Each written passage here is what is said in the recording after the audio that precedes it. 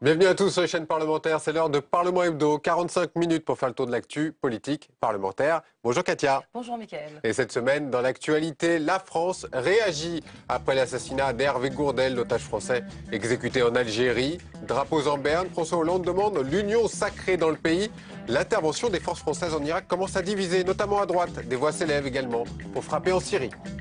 L'actualité politique avec le retour de Nicolas Sarkozy qui a tenu son meeting de rentrée à Lambersart dans le Nord. L'ancien président de la République a appelé à des primaires à droite pour désigner le candidat à l'élection de 2017. Et puis nous parlerons de Netflix qui est arrivé chez nous. L'entreprise américaine propose des films, des séries télé en illimité sur Internet. Menace ou chance pour la France? On en parlera à la fin de l'émission. Et c'est Frédéric Lefebvre qui est avec nous cette semaine. Bonjour. Bonjour. Ancien ministre, député UMP, vous représentez les Français établis hors de France, ceux qui vivent en Amérique du Nord. Et vous avez fait partie du cercle rapproché de Nicolas Sarkozy. On en parlera, mais d'abord c'est la routine dans cette émission. On a demandé à quelques-uns de vos collègues à l'Assemblée ce qu'ils pensaient de vous. Écoutez. C'est un très bon collègue, très sympathique, aujourd'hui député des Français de l'étranger. Je pense que c'est une mission qui lui va très bien. Non, aujourd'hui, je suis très heureuse de Frédéric Lefebvre, puis je suis son amie en même temps, donc voilà. Il a été au service d'un homme et il s'est aperçu parfois qu'il vaut mieux être aussi parfois être au service de ses convictions. Zadig et Voltaire? Eh bien, je pense que son livre, Zadig et Voltaire, est très bon et qu'il aura un succès durable dans le temps. Alors Frédéric Lefebvre, voilà pour ces réactions. Vous avez été au service d'un homme et maintenant vous êtes au service de vos convictions. Mais qu'est-ce qui s'est passé? Où est passé le Frédéric Lefebvre qu'on connaissait? Je suis, vous savez, surtout au service des Français. En parlant de livres, j'ai sorti un livre qui s'appelle « Vous êtes prioritaire ». Un petit livre de 58 pages.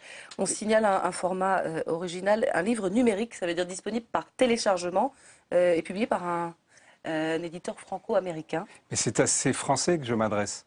Et c'est pour ces Français que je me suis engagé en politique. Et je crois que c'est ça l'essentiel. Je raconte un certain nombre... Mais vous avez donc changé, vous aussi. Mais vous savez, je raconte dans ce livre plusieurs choses. D'abord, je pense que quand on fait de la politique, tant qu'on n'a pas été au gouvernement, qu'on n'a pas eu la responsabilité de gouverner et d'une partie de la politique de son pays, on n'est pas en mesure d'être un vrai homme politique. Tant qu'on n'a pas été ministre, on n'a pas été un homme politique, c'est ce que vous voulez dire? Enfin, on est toujours un homme politique, mais on n'est pas en tout cas, on n'a pas la même approche, la même responsabilité par rapport aux politiques publiques et aux Français. Vous avez écrit... Et de surcroît, j'ai raconté aussi une part de ma vie, puisque j'ai tutoyé la mort, et je pense que chaque personne qui tutoie la mort vit une manière différente ensuite d'embrasser la vie, avec une énergie différente. Et je crois que se concentrer sur l'essentiel. C'est quoi pour vous l'essentiel? Ce sont les Français. Si je me suis engagé en politique si jeune, si j'y mets ma passion, j'y mets mon énergie, c'est d'abord parce que je veux servir les Français, je veux changer mon pays. C'est ça, aujourd'hui, qui anime mon action. Donc vous ne ferez plus jamais de la politique comme avant? Celui de cogneur, celui qu'on connaissait qui décochait les flèches à tout bout de champ? Vous savez, d'abord, il y a une vraie continuité. Parce que j'ai dénoncé, quand j'étais porte-parole de ma famille politique, les attaques incessantes contre Nicolas Sarkozy, qui était président de la République, contre le gouvernement. Et on voit d'ailleurs la situation dans laquelle est aujourd'hui l'actuelle majorité. Impréparée à la gouvernance. Ah bah voilà, là on vous retrouve quand même. Non, mais je dénonce avec la même force aujourd'hui, si vous écoutez ce que je dis. Quand l'opposition passe son temps à détruire le président de la République actuelle, il faut plus faire de la politique comme cela. Mais non, il faut construire. Et donc ce que je dénonçais à l'époque, quand je ripostais aux attaques, je le dénonce avec la même force aujourd'hui. Parce que je pense que notre pays, nos compatriotes, les artisans, les commerçants, les entrepreneurs, les salariés qui sont dans des entreprises en difficulté, vous croyez qu'ils peuvent attendre 2017? Vous croyez que ces salariés, aujourd'hui, ils peuvent accepter les joutes politiciennes permanentes qui n'ont aucun sens et aucun intérêt? Allez, on va partir sur toute l'actualité de la semaine. Bien sûr, Frédéric Lefebvre. Je suis un homme sincère. C'est un homme solaire, vous allez me donner toute votre vérité sur cette semaine écoulée. Il y en a eu de l'actualité. On commence par un lundi, c'est le retour.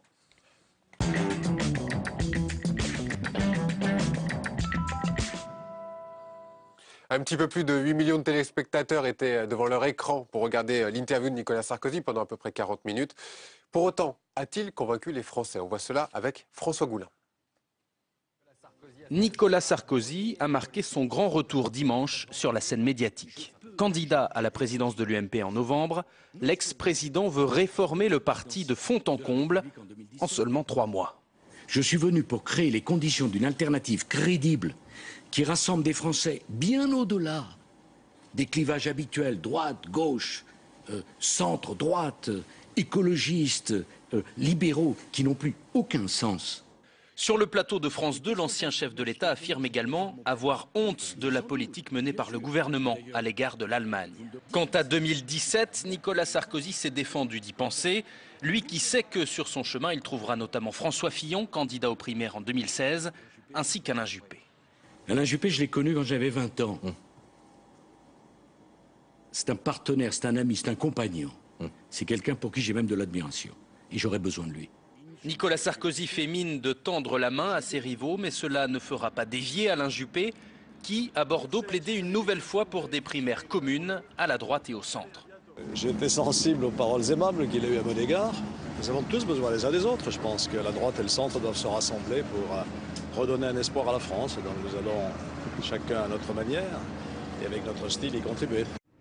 Des primaires ouvertes inscrites dans les statuts de l'UMP auxquelles Nicolas Sarkozy peut difficilement se soustraire sans déclencher la colère de ses adversaires. Oui, ça s'appelle un coup d'État. Il y a un collègue il y a quelques mois à l'Assemblée qui a dit les statuts on s'en fout, on est là pour faire la politique.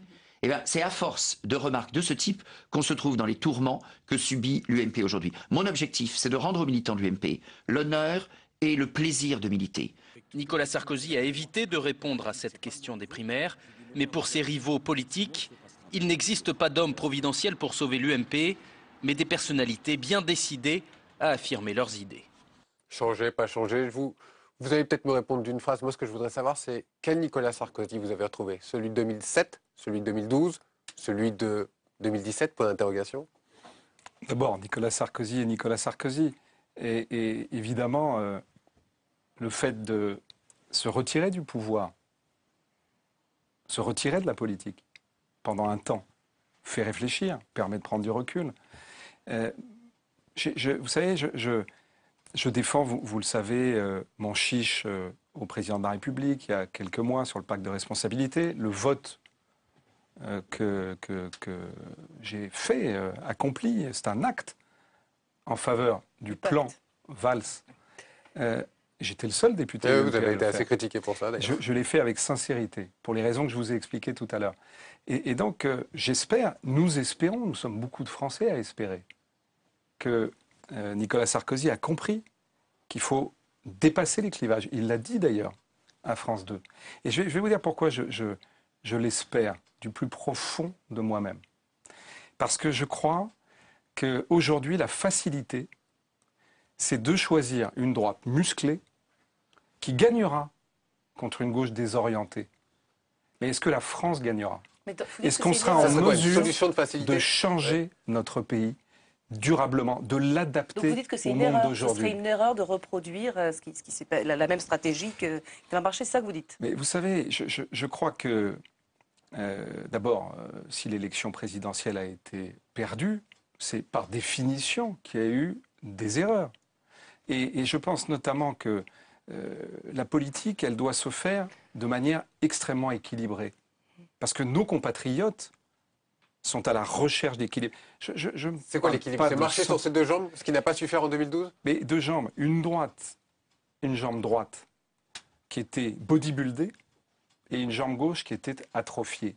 Donc, ça n'était pas d'ailleurs la même situation en 2007. Donc il faut ouvrir sur sa gauche, muscler la jambe gauche? Mais il faut être, je pense, plein d'équilibre. Mais ça veut dire quoi? Passionnément équilibré. Ça veut dire quoi? Ça veut dire quoi l'équilibre? Mais ça veut dire que je crois qu'il faut... C'est pour ça que c'est tout l'inverse de la recherche d'un consensus tiède.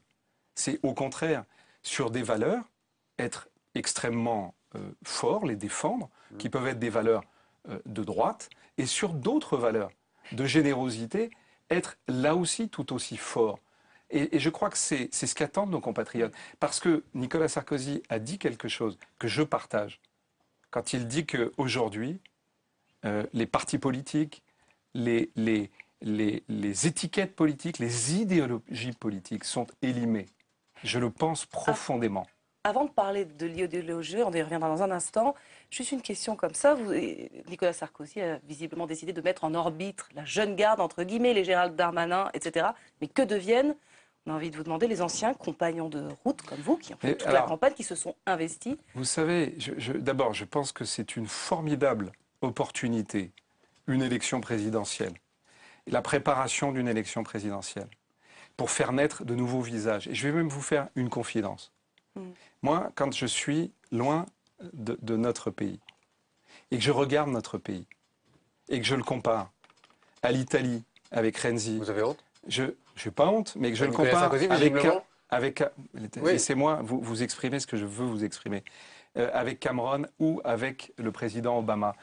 Qu'est-ce qui me frappe? Quand j'étais à Italie, à New York, qui est un grand supermarché italien, mais qui est presque une... On pousse la porte, on arrive en Italie. Et je prends un café, j'ouvre La Repubblica, je vois Renzi entouré de tous les responsables de sa formation politique, que des jeunes. Parce qu'aujourd'hui, la jeunesse, donc vous dites que ça n'est pas simplement... Donc c'est un bon choix de faire appel à des Gérald Darmanin mais il faut renouveler. Quand on voit que, par exemple, ma famille politique, qui a donné un spectacle absolument désolant, je vous rappelle que je n'ai soutenu ni Jean-François Copé ni François Fillon, et que j'ai dénoncé ce spectacle attristant. Ma famille politique, elle a aujourd'hui besoin de renouveau. On a un bureau politique qui a été désigné, qui était en fait un Yalta entre les belligérants. Pas de jeunes dans ce bureau politique. On a compris ce que vous vouliez dire. Et qui a ensuite désigné un triumvirat avec que des anciens premiers ministres. Moi, je crois aujourd'hui à la jeunesse. Et cette semaine, Nicolas Sarkozy, il était aussi pour son premier meeting. C'était dans le Nord, à Lambersart. Regardez ce reportage de Louis Sibille. Nicolas Sarkozy est de retour et il ne boude pas son plaisir. Si vous saviez comme je suis heureux de vous retrouver. Premier meeting depuis la présidentielle, il remonte sur le ring et attaque d'emblée son ancien adversaire. La présidence dite normale, on imagine ce que cela aurait été si elle ne l'avait pas été. Le comportement exemplaire des ministres,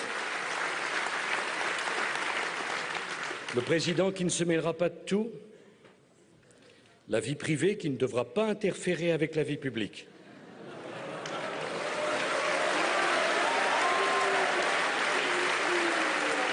Que reste-t-il de l'immense moi président?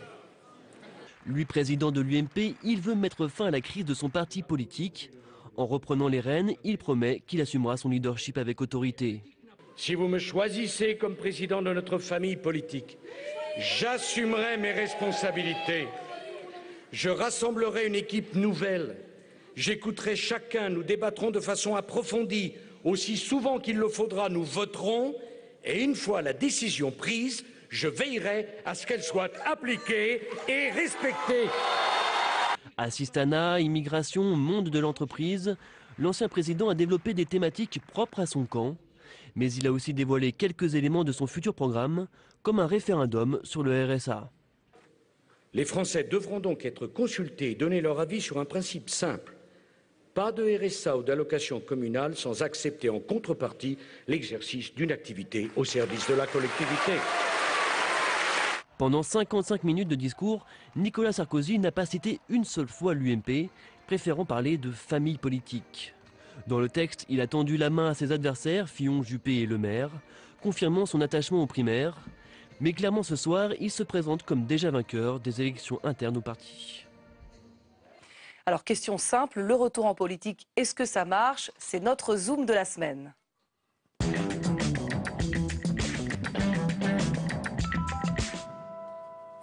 Une question pour vous, Denis Jeanbart, bonjour. Bonjour. Vous êtes notre éditorialiste politique. Alors les retours en politique, on le sait, ne réussissent pas tous. Est-ce que celui de Nicolas Sarkozy a réussi. Il y a des retours qui ont fonctionné, mais pas de gens qui avaient été déjà élus président de la République. Mitterrand, Chirac ont eu des traversées du désert assez importantes et sont revenus. Le seul président qui a essayé de revenir, ça a été Valéry Giscard d'Estaing. Bon, moi je pense qu'on ne réussit un retour, et là avec la perspective de la présidentielle, qu'en jouant sur les 3 piliers qui vous permettent de construire une élection. Le premier, c'est diriger le parti dominant. Et de ce point de vue, Nicolas Sarkozy ne se trompe pas. Il essaie de prendre le contrôle de l'UMP, qui rebaptisera peut-être, mais voilà. Ensuite, il faut avoir le discours dominant. Alors, j'ai bien entendu Frédéric Lefebvre, je ne suis pas sûr qu'il l'ait encore. Il a peut-être la jambe droite musclée, on attend de voir comment il va muscler la jambe gauche. Mais il faut avoir le discours dominant. Et le troisième point, c'est au fond être dominant dans les items de présidentialité. Alors, il a un atout très fort qui est toujours très déterminant dans les élections présidentielles et qui lui a permis, à mon avis, dans la dernière campagne, de limiter les dégâts alors qu'il était parti de très loin avec un très fort rejet. C'est cette espèce d'énergie, de dynamisme qui est toujours très important. Mais ça ne suffira pas. Ça ne suffira pas. Je pense qu'il faut qu'il donne corps à un nouveau projet crédible et que ce retour n'apparaisse pas simplement comme une revanche sur le funeste destin à ses yeux. Alors, il n'y a pas de projet pour l'instant, hein, Frédéric Lefebvre. Il y a des grandes idées, mais pour l'instant, on a plutôt l'impression d'avoir un discours d'ex-président de la République et pas encore celui du futur candidat à l'élection de je reviens à ce que j'ai dit tout à l'heure. Le drame de ma famille politique depuis 2 ans, c'est que personne ne travaille. C'est que tout le monde ne s'occupe que de soi. Et ça a été le drame de la gauche pendant les 5 ans pendant lesquels nous gouvernions. Et c'est le drame de la France. Vous fustigez les familles politiques à l'UMP? C'est pas que je fustige les familles politiques. Les courants, plutôt. C'est que moi, je n'appartiens à aucun courant. Je considère que c'est une mauvaise chose. Vous appartenez à un courant, mais qui est un peu disparu. Quand je vous entends, j'ai l'impression que vous essayez de retrouver le courant chabaniste. J'ai commencé ma vie politique avec Jacques Chaban-Delmas, c'est certain. Mais vous savez, je pense que il faut essayer d'unir. Vous voyez, par exemple, j'étais tout à l'heure, ce matin, j'ai initié la fête de la gastronomie en 2011. C'est la 4e édition. J'étais aux côtés de la ministre tout à l'heure. On a lancé ensemble cette fête de la gastronomie. Et pourquoi j'avais voulu, notamment à l'époque, lancer cette fête de la gastronomie? Parce que ça fédère. Parce que la gastronomie, ça unit. Et je crois qu'il faut aujourd'hui sortir d'un prisme qui est partagé, sur notre thème, tout autant par la droite que par la gauche, qui est d'essayer de bâtir sur la division. Moi, division interne dans les familles politiques, division dans le pays. Et on l'a vu dans son meeting. Alors, il faut bien que le dimanche soir, sur France 2, il a essayé d'être rassembleur. Et on a retrouvé quand même dans ce meeting le Nicolas Sarkozy très clivant.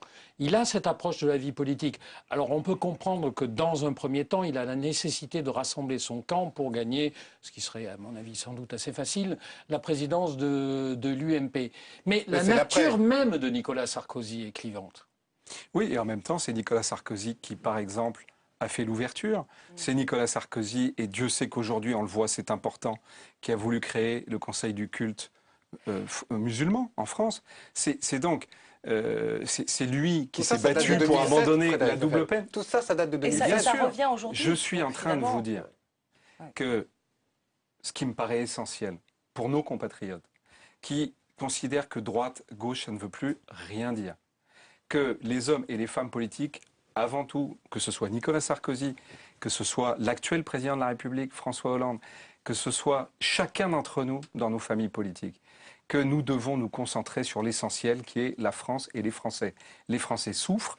Dans la plupart des pays, vous savez, ça donne beaucoup de recul, de distance, peut-être de hauteur, que d'être à l'étranger. Souvent, moi je vois tous mes compatriotes qui vivent aux États-Unis, au Canada. Croyez-moi, ils ont un regard amoureux sur la France. Et en même temps, ce regard amoureux, il sait être critique. Et ils voient à quel point nous avons une capacité à nous diviser, là où au contraire, il faut additionner. Et regardez l'Allemagne. Moi, je vais vous dire juste d'une phrase. Je préfère la coalition à l'allemande que la dissolution à la française. C'est vrai. En même temps, le cœur de la démocratie, c'est l'alternance. Et donc, on ne peut pas tout mettre dans le même pot, si j'ose dire. Non, mais regardez la coalition à l'allemande. Mais c'est là le cœur d'une élection présidentielle. C'est la capacité, dans un camp, de s'ouvrir à l'autre camp pour rassembler le plus largement possible. Et c'est le cœur du sujet qui est posé, enfin, c'est question qui est posée aujourd'hui à Nicolas Sarkozy et à votre famille politique. Mais qui est posée à la France tout entière. Parce que vous parlez de votre famille politique. Mais bien sûr, mais je ne parle pas que de ma famille politique. C'est posé à tout le monde. C'est posé tout autant à la gauche qu'à la droite. Qui va avoir la capacité de dire aux Français, je travaille pour vous, je ne travaille plus pour moi. Moi, je préfère mon pays à mon parti. Message bien compris. Merci Denis pour cet éclairage. Et on parle justement de l'Allemagne avec Manuel Valls qui était à Berlin pour rencontrer la chancelière Angela Merkel qui a jugé impressionnant le programme de réforme du Premier ministre. Écoutez. Moi, je veux dire aux Allemands que les réformes, nous allons les faire, car c'est d'abord l'intérêt de la France. Et malgré les difficultés, la France va faire les réformes pour elle et pour l'Europe. Et moi, j'ai besoin aussi de la confiance du peuple allemand. Le Premier ministre Manuel Valls a présenté l'agenda des réformes. Et je crois que la France entreprend une somme impressionnante d'efforts. Selon moi, ce sont des réformes dans les domaines qui vont au final décider de la compétitivité. Alors Frédéric Lefebvre, vous avez voté ce pacte de responsabilité présenté par Manuel Valls. Vous avez été le seul député UMP à le faire, donc vous applaudissez la politique de Manuel Valls? Non, parce que j'ai dit à l'époque que je considérais que d'abord c'était insuffisant sur la réduction de la dépense publique, et j'ai dit aussi que c'était insuffisant sur la relance de la demande, parce que moi je crois qu'il faut augmenter le salaire direct des Français, mais en baissant les charges salariales, les charges patronales. Mais vous applaudissez la volonté de réforme de Manuel Valls. Je vote parce que ça va dans le sens de ce que je défends. Je ne vais pas voter contre des mesures qui vont dans le sens de ce que je défends. Est-ce que pour autant je considère que c'est suffisant? Non. Et de la même façon, vous passez des images Valls, Merkel, et on a vu, il y a eu à un moment une polémique où on a expliqué que la France demandait un certain nombre de choses à l'Allemagne. Mais moi, je vais vous dire, Manuel Valls a raison, comme d'ailleurs le FMI, comme beaucoup, de demander à l'Allemagne d'avoir une politique de relance. Mais Mme Merkel a raison de demander à la France d'aller beaucoup plus loin sur les réformes et sur la baisse de la dépense publique. Parce que, voyez-vous, je crois, et c'est là encore où on voit que gauche-droite, ces notions ne veulent pas dire grand-chose en l'occurrence. C'est qu'aujourd'hui, ce qu'il faut à la France, et j'ai un exemple à donner, le Canada, un Premier ministre, M. Chrétien, dans les années 90, quand le Canada était dans la situation de la Grèce, et qu'il a réduit drastiquement la dépense publique, ce qui a permis de baisser les impôts, de baisser les charges. Il y a quand même un effort qui est fait. Vous reconnaissez le courage de Manuel Valls, qui les fait les réformes. Écoutez, chacun voit bien que sa majorité, aujourd'hui, est désorientée. Et c'est la raison pour laquelle... C'est pour ça que vous lui donnez un petit coup de main. Mais c'est la raison pour laquelle, quand je considère que c'est bon pour la France, je vote. D'où que ça vienne. Quand j'étais ministre, vous savez, quand il y avait des amendements socialistes ou communistes qui allaient dans le bon sens sur un texte que je défendais, je les acceptais. Je ne faisais pas le petit jeu habituel que vous connaissez au Parlement, où surtout on ne le prend pas, et on demande à un député de sa famille politique de déposer le même pour accepter aux députés UMP et pas aux députés socialistes. Je trouve ça ridicule. Vous dites stop à cette façon de faire de la politique. On revient à ce qu'on disait un petit peu au début de l'émission. Mais je pense que c'est aujourd'hui ce qui est le plus nuisible pour la France. On va partir sur un autre sujet, si vous voulez bien. Mardi, toujours, le débat sur la famille est relancé.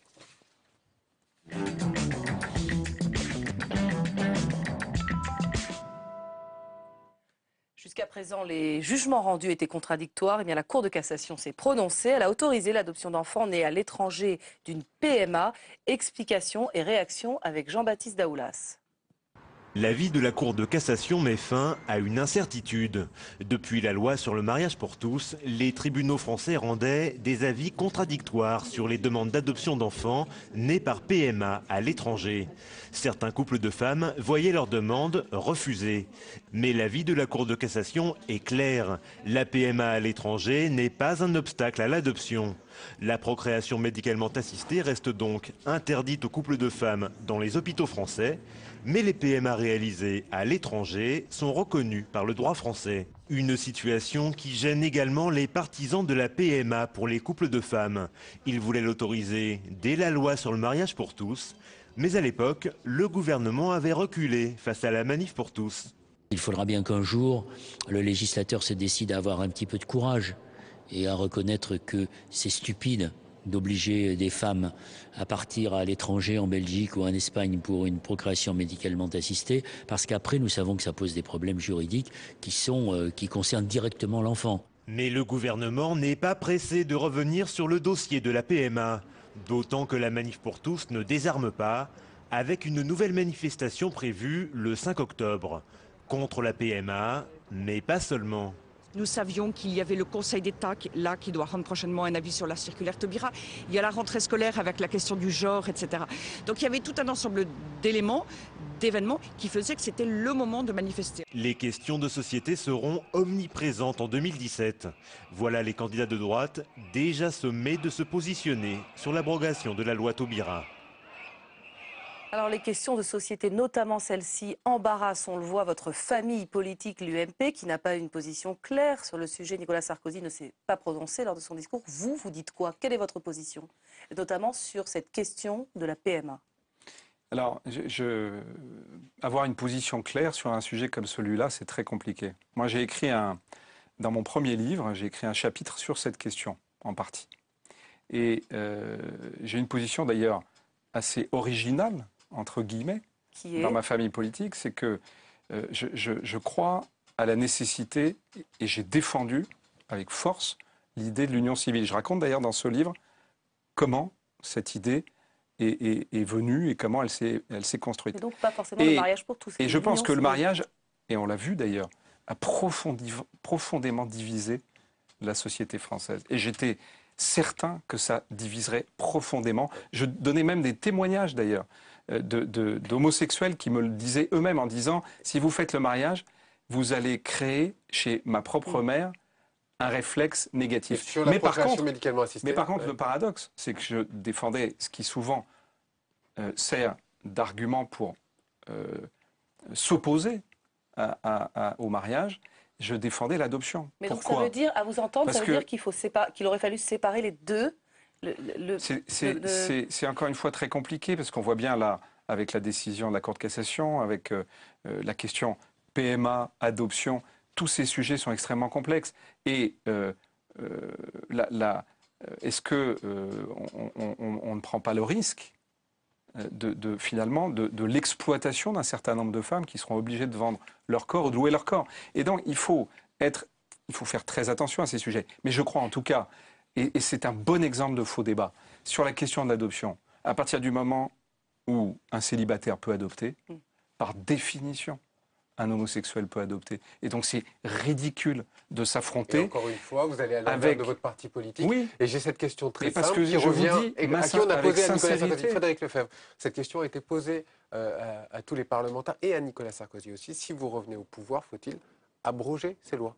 Encore une fois, ça ne veut rien dire. Abroger. Ah si, ça veut dire non. On arrive et on retire. Mais vous voyez bien que ça ne veut rien dire. À partir du moment où vous avez une loi qui est appliquée, qu'il y a des mariages qui ont été célébrés. Donc vous ne reviendrez pas sur cette loi? Non, mais vous ne reviendrez pas. Je vous explique à quel point tout ça est compliqué. Je pense qu'il y a des éléments dans le débat qui font qu'aujourd'hui on a une France qui est divisée et à un point que je craignais d'ailleurs. Mais qu'on n'imagine pas. Et donc aujourd'hui, je crois profondément, l'union civile avait un avantage et pourrait avoir un avantage encore aujourd'hui, qui est à la fois de permettre à des couples homosexuels de s'unir, et je ne vois pas pourquoi on s'y opposerait. En même temps, la loi Taubira est là. Ce serait une erreur de heurter les convictions profondes d'un certain nombre de nos compatriotes. Mais par contre... Ce serait une erreur de toucher, de revenir sur la loi Taubira, qui est donc adoptée, ce serait une erreur. Non, que vous ayez une loi comme la loi dite Taubira, qui, sur des sujets sur lesquels, on le voit d'ailleurs, à droite comme à gauche, il y a des positions extrêmement diverses. Donc il ne faut pas rajouter si chacun est sincère, si on sort des réflexes politiques, idéologiques, si on essaye de ne pas se dire que vont faire les gens, les électeurs, les militants, et qu'on essaye simplement d'être sincère, eh bien je crois qu'il n'y a pas de solution simple. Je pense qu'il faut se remettre au travail et trouver un bon équilibre. On passe C'est sans doute le maître mot que de j'ai cette le plus émission. prononcé aujourd'hui. On passe à mercredi avec le choc et l'effroi devant la barbarie, la mort d'un ressortissant français exécuté au nom de l'État islamique.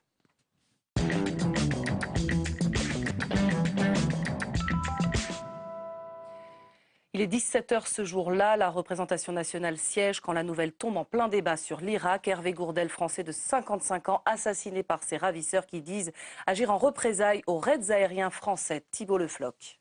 Alors que l'exécution de l'otage Hervé Gourdel n'avait pas encore été confirmée, Manuel Valls tenait à rappeler la fermeté du gouvernement français face aux menaces proférées par les groupes djihadistes. Si nous nous montrons faibles face à cette menace, nous encouragerons ces lâches à poursuivre leur œuvre de mort. Nous ne faillirons pas et nous ne tremblerons pas. Une détermination partagée par les différents groupes parlementaires. Néanmoins, certains orateurs, comme le député GDR François Assensi, soulignent l'isolement de la France, seule avec les États-Unis à bombarder les positions des djihadistes en Irak. Oui, il faut apporter une aide militaire à ceux qui résistent aux djihadistes, ainsi qu'un soutien politique, humanitaire et économique. Mais pas n'importe comment. Comment pourrions-nous approuver l'engagement militaire de la France dans une coalition sous la bannière américaine dans laquelle manquent les acteurs régionaux et onusiens les plus essentiels? Du côté de l'UMP, certains députés regrettent que les bombardements se limitent à l'Irak et qu'ils ne frappent pas les bases arrières des terroristes situés en Syrie. Axel Poniatowski parle même d'hypocrisie. Ne pas suivre sur la Syrie alors qu'on est engagé sur les frappes aériennes irakiennes, je trouve que c'est un peu hypocrite. Et que, ou on y participe complètement, ou on ne le fait pas, mais on ne le fait pas à moitié comme M. Hollande l'a décidé. Néanmoins, les mots qui reviennent le plus à la tribune, de la majorité à l'opposition, ce sont bien ceux d'unité nationale. Aujourd'hui, Monsieur le Premier ministre, il n'y a pas de droite, il n'y a pas de centre, il n'y a pas de gauche, il y a la République. Face au terrorisme, le groupe UMP ne tergiverse pas. Il est pour l'action et il est pour l'unité nationale. Si les frappes contre l'État islamique se poursuivent jusqu'en janvier, il y aura de nouveau un débat au sein de l'hémicycle, mais cette fois avec un vote des députés. Alors les musulmans, notamment de France, se mobilisent pour dire non à la barbarie commise au nom de leur religion, l'islam. Vous dites bravo, mais est-ce qu'il y a un risque aujourd'hui en France de fracture communautaire? Bien sûr qu'il y a un risque. J'ai réagi, moi. Il y a un risque de fracture. Il y a un risque de fracture. J'ai réagi immédiatement face à cette décapitation monstrueuse qui a choqué la France entière, le monde entier. Et j'ai réagi en disant il faut de l'unité. Et il faut en même temps une détermination totale à éradiquer le terrorisme et les groupes terroristes. Mais j'ai ajouté, ça m'a valu d'ailleurs sur Twitter des réactions parfois négatives. J'ai rajouté, mais pas d'amalgame. Alors, expliquez-nous, pas d'amalgame. Mais tout simplement et vous dites quand même qu'il y a un risque de fracture. Mais chacun d'entre nous, en tout cas, c'est mon cas, connaît des Français musulmans, extrêmement croyants, qui pour autant sont les plus fervents détracteurs du terrorisme, de l'islamisme. Et donc moi, je souhaite que chacun ouvre les yeux, qu'on se rende bien compte qu'aujourd'hui, il y a des groupes terroristes qui prennent la religion en otage, qui prennent des croyants en otage. Sont chez nous, c'est des jeunes Français qui sont capables de se fanatiser au point de partir en Syrie. Mais vous savez, ma réponse... Comment vous répondez à ça? Là encore, pardonnez-moi, mais je vais vous donner des exemples.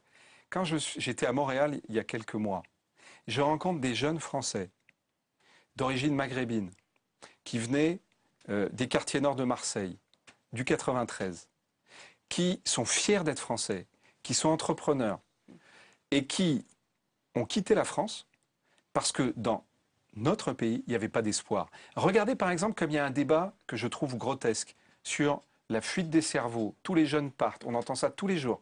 Mais tant mieux que les jeunes... Non mais j'y viens parce que c'est le sujet. Tant mieux que les jeunes partent à la conquête du monde. Mais moi, ce que je veux, c'est qu'il n'y ait pas simplement les jeunes des grandes écoles, pas simplement les jeunes des universités, que dans les quartiers difficiles, que dans les centres d'apprentissage, on donne la possibilité aux jeunes Français de s'ouvrir, d'aller voir le monde. Parce qu'on ne peut pas laisser des gens sans aucun espoir. Parce qu'ensuite, ils sont victimes de ceux qui viennent les instrumentaliser. Frédéric Lefebvre, vous êtes un élu des Français de l'étranger. Est-ce que vous estimez que les Français qui sont à l'étranger aujourd'hui courent un danger? Bien sûr. Dans ces zones? Bien sûr. D'abord, partout. Regardez, et je vais même vous dire, les Français qui sont en France courent un danger. Pourquoi je parle d'unité? Mais parce que le danger, il n'est pas simplement... Il faut comprendre que cette guerre, c'est une guerre, pas simplement, comme je l'entends parfois, dont la France ne devrait pas s'occuper parce qu'elle s'occupe de la situation dans des pays arabes qu'on les laisse eux-mêmes régler leurs problèmes. Elle est en danger uniquement sur les questions terroristes ou ça va plus loin sur une question de société? Mais c'est aujourd'hui un danger dans... Culturel? Non. Culturel. Mais là encore, le danger aujourd'hui en France, il est surtout terroriste. Il y a une menace réelle. Et quand je disais tout à l'heure qu'on ne peut pas laisser dans la désespérance un certain nombre de jeunes, c'est que moi je ne veux pas que des jeunes, par leur fragilité, se retrouvent embrigadés. Et c'est là que vous parliez de fracture tout à l'heure, de fracture possible. Mais c'est ce risque de fracture. Et quand je vous ai cité l'exemple du Canada... Mais il est là pour vous, il existe. Pour mais vous, bien il y a sûr déjà qu'il une existe. fracture. Mais il existe parce qu'aujourd'hui, on reproche beaucoup à des jeunes de siffler la Marseillaise, de ne pas aimer leur pays. Mais est-ce que nous les aimons, ces jeunes? Ça veut dire que c'est l'échec de l'école républicaine. Est-ce que nous leur envoyons? C'est ça que vous voulez dire? L'islam mais je ne veux pas généraliser. Je dis qu'il y a un certain nombre de gens, des responsables politiques, des responsables institutionnels, des chefs d'entreprise, des Français... Qui ne font pas l'effort nécessaire? Qui, en fait, se laissent envahir par leur peur. Alors que moi, je vois ailleurs dans le monde que l'équilibre peut parfaitement exister à partir du moment... Entre islam et valeurs républicaines. Est-ce qu'aujourd'hui, vous voyez une opposition? Mais de la même façon que... Mais écoutez, on est dans un pays... Moi, je suis catholique. Je suis pratiquant. Est-ce que pour autant, je ne suis pas républicain? C'est assez amusant d'ailleurs, parce que ce soit pour les fêtes juives ou pour les fêtes catholiques, il m'arrive de souhaiter à mes compatriotes des vœux de bonheur. Et je suis parfois attaqué d'ailleurs, où on me dit « mais on est dans un pays laïque, vous n'avez pas... » Mais c'est une vision que je trouve rétrécie, qui oppose les gens, qui divise les gens. Et de la même façon que, en politique, je pense que diviser est une erreur, de la même façon, diviser sur les valeurs religieuses, c'est une erreur. Allez, on s'intéresse à l'avenir de la planète.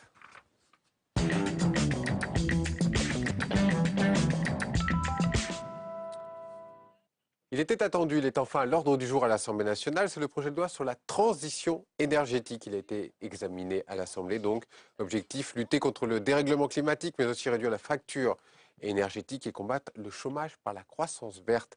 Frédéric Lefebvre, dans son discours, je reviens encore une fois à Nicolas Sarkozy, excusez-moi, mais il se dit favorable à l'expérimentation du gaz de schiste, alors qu'en tant que président, il avait dit non à l'expérimentation. Qu'est-ce qui se passe? Est-ce que vous aussi, vous seriez favorable à cette expérimentation? Mais bien sûr. Ah ouais. Mais je suis totalement favorable. Mais je vais là encore. Il faut regarder le monde entier. Au-delà du principe de précaution, mais Nicolas Sarkozy souhaite vous savez aussi ce que j'ai déposé avec Éric Woerth il y a quelques mois? Nous avons déposé ensemble une proposition de loi pour supprimer le principe de précaution. Parce que je pense qu'aujourd'hui, là encore, c'est un des textes, c'est Jacques Chirac qui l'avait fait voter à l'époque, c'est un des textes qui empêche notre pays de prendre des risques, qui empêche notre pays d'être mondial, d'être aux côtés de toutes les démocraties. Même s'il y a des risques pour l'environnement importants aux États-Unis, ils sont là. Faisons. Je ne dis pas qu'il faut faire tout ce que font les États-Unis, mais on peut parfaitement aujourd'hui, au contraire, soutenir la recherche, essayer de développer des moyens propres. Non au principe de précaution, oui au gaz de schiste. À côté. Vous êtes d'accord? Non au principe de précaution, oui au gaz de schiste? Non au principe de précaution, oui au gaz de schiste, bien sûr. Alors on va parler d'un autre sujet si vous le voulez bien. On en vient à un phénomène qui nous vient encore une fois des États-Unis. Vous êtes bien placé aussi pour nous en parler, qui inquiète en France.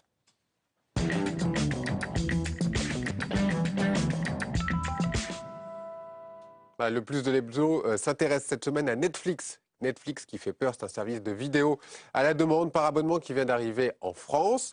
Est-ce que ça devrait tout révolutionner ou pas? En tout cas, arrivera-t-il à conquérir au moins 10% des foyers français? C'est une autre question qu'elle nous répond Simon Barbarie. The office on which I'm about to enter. So help me God. Kevin Spacey en politicien véreux à la Maison-Blanche. L'image a fait le tour du monde. Elle est extraite de la désormais célèbre série House of Cards, véritable tête de gondole et production du géant américain Netflix. Voilà 15 jours que le site de vidéo à la demande a débarqué en France et première déception, House of Cards n'est pas disponible dans son catalogue. Canal+, qui a acheté les droits, continue d'en avoir l'exclusivité. Le téléspectateur se détermine par rapport à l'offre de programme. L'offre de programme aujourd'hui, nous ne la connaissons pas et c'est là où la bataille va faire rage entre les opérateurs français et Netflix. C'est sur l'offre de programme parce que finalement, ce qui nous intéresse, c'est de voir les choses qu'on a envie de regarder. Fort de 50 millions d'abonnés dans le monde, le débarquement de Netflix bouscule la sacro-sainte exception culturelle française. Le champion de la vidéo en ligne ne sera pas soumis au quota de 40% de films français dans son répertoire, ni aux obligations d'investissement dans la production hexagonale. Son président fondateur ménage tout de même son nouvel hôte européen avec l'annonce d'une sorte de House of Cards sur la Canebière en préparation, une future série intitulée Marseille. Ce n'est pas un sitcom, c'est une comédie dramatique, un thriller politique avec des interactions familiales et avec Dan Frank, le scénariste du film Carlos. Nous sommes très excités par le projet. S'il n'a pour le moment pas révolutionné le marché, l'arrivée de Netflix donne un sacré coup de vieux à la réglementation française et ses obligations de financement et de diversité. Comment imposer à un service de vidéo à la demande un quota de fiction française, puisqu'à l'avenir, ce sera bien le téléspectateur qui aura le dernier mot. Alors Frédéric Lefebvre, Netflix, c'est quoi? C'est le coup de vieux à l'exception culturelle française? C'est en tout cas l'obligation pour la France d'évoluer dans son modèle audiovisuel. Moi, je l'ai dit, j'ai fait le tour d'ailleurs d'un certain nombre de grands patrons de chaînes. J'ai été voir le CSA sur ces questions. J'en ai parlé avec l'ancienne ministre de la Culture. Je pense qu'aujourd'hui, je vais vous dire, là encore, les Français qui sont à l'étranger, qui veulent voir les programmes français sur Internet, ben, ils ne peuvent pas. Parce que nos chaînes de télévision font de la géolocalisation. Donc vous êtes d'accord? Mais je suis surtout... Avec Fleur Pellerin qui dit qu'il faut que le monde change, s'adapter aux nouvelles règles du jeu. La nouvelle ministre de la Culture a raison. Mais sinon, notre modèle va tomber. Donc on est très en retard en fait. Mais on est très en retard. Donc c'est une chance pour la France. Une ligne Maginot. Mais c'est une chance. Mais pourquoi c'est une chance? Parce que notre accession culturelle fait que nous avons aujourd'hui des industries culturelles les plus dynamiques du monde entier. Mais soyons, là encore, prenons des risques. On n'est pas assez moderne. Adaptons-nous au modèle d'aujourd'hui. Dans un monde où la francophonie ne cesse... Regardez, Forbes, le magazine, publié il y a quelques mois, une étude des Américains, des chercheurs américains, ont appliqué des modèles économiques et démographiques sur la réalité du monde d'aujourd'hui où on parle français. Horizon 2050, ils nous disent, ce sont eux. Donc c'est une chance le français va être la première langue du monde. Pour mais soyons, partons à la conquête du monde. Ne culpabilisons pas notre jeunesse. Soyons dynamiques, prenons des risques. Sur notre culture, on a une identité forte, c'est une chance. La mondialisation, c'est l'uniformisation. Et nous, on donne du sens. Eh bien, soyons vainqueurs. Ayons confiance. Équilibre et prenons des risques. C'est ce qu'on retiendra peut-être de cette émission. Merci Frédéric Lefebvre. Merci à vous. Katia, on se retrouve la semaine prochaine? La semaine prochaine, après votre folle semaine politique, Michael. Oui, rendez-vous avec les élections sénatoriales, c'est vrai. Très bonne suite de programme sur les chaînes parlementaires et merci à tous de votre fidélité.